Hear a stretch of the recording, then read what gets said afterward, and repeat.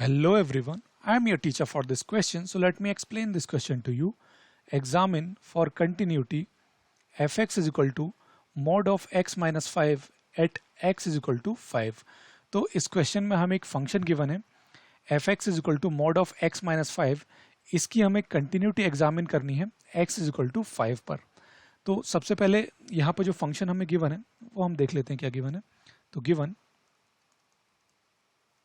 हमें यहाँ पे गिवन है fx is equal to mod of x minus 5. ये फंक्शन हमें यहाँ पे गिवन है.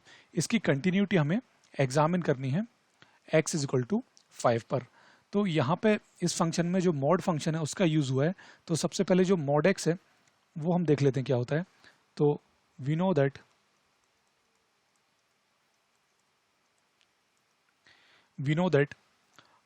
जो मॉड x है वो कैसे डिफाइन होता है.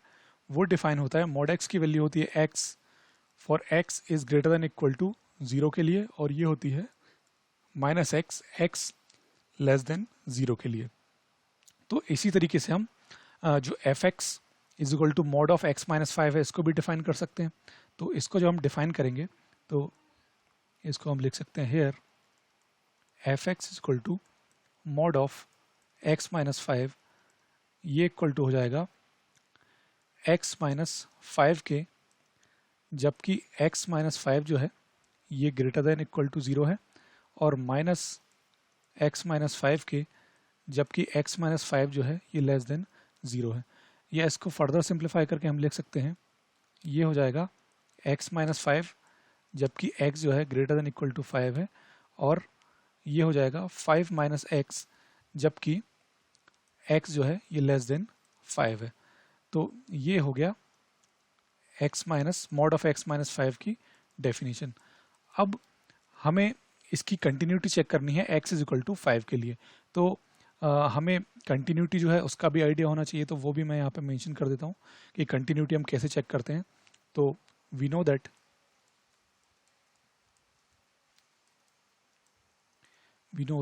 A function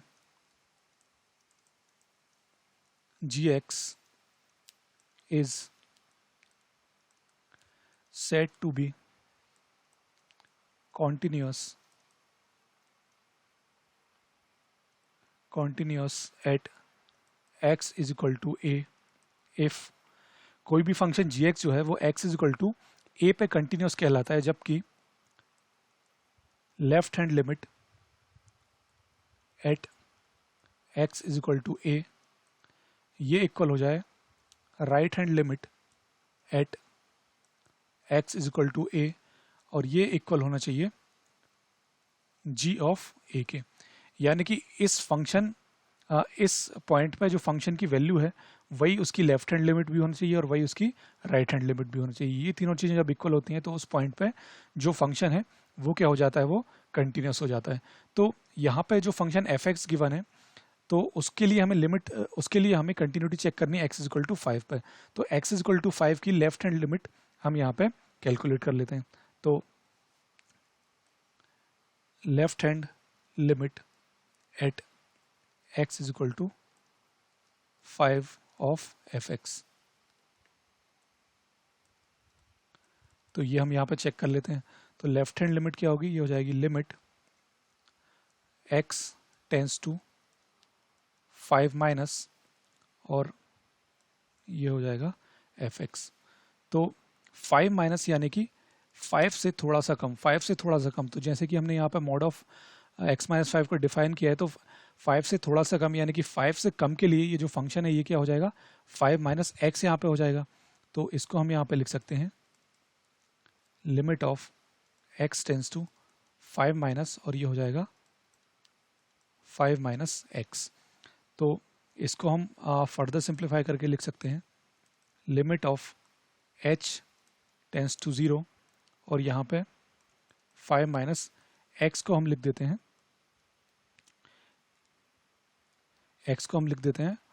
uh,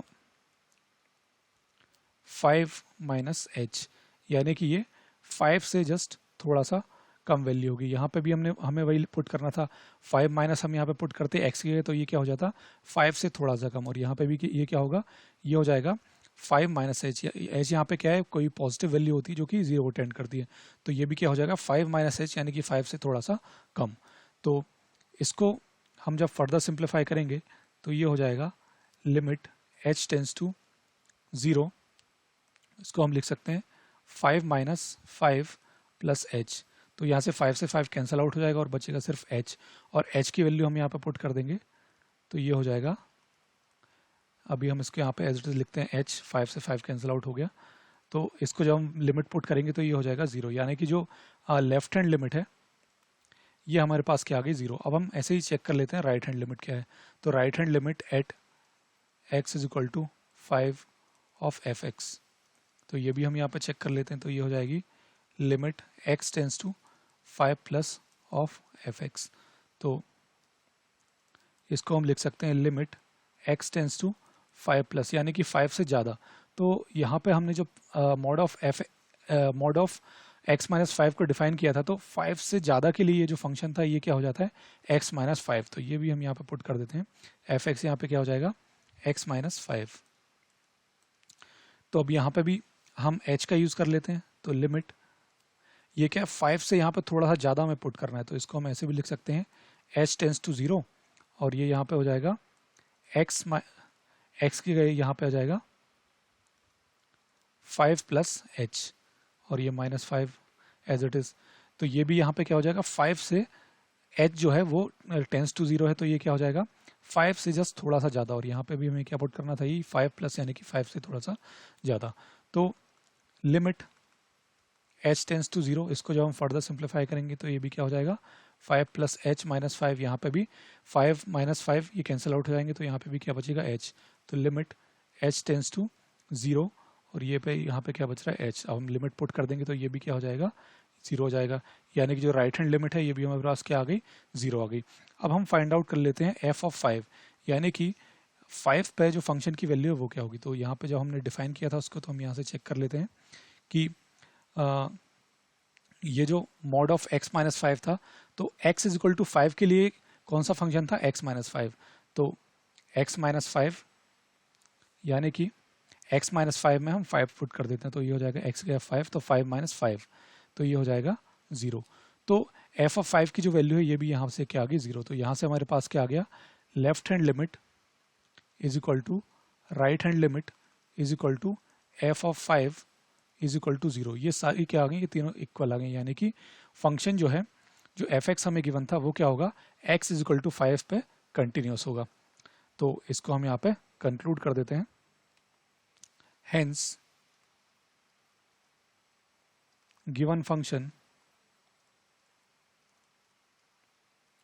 fx is equal to mod of x minus 5 is continuous at x is equal to 5. So this is the answer. Hope you understood the solution. Thank you.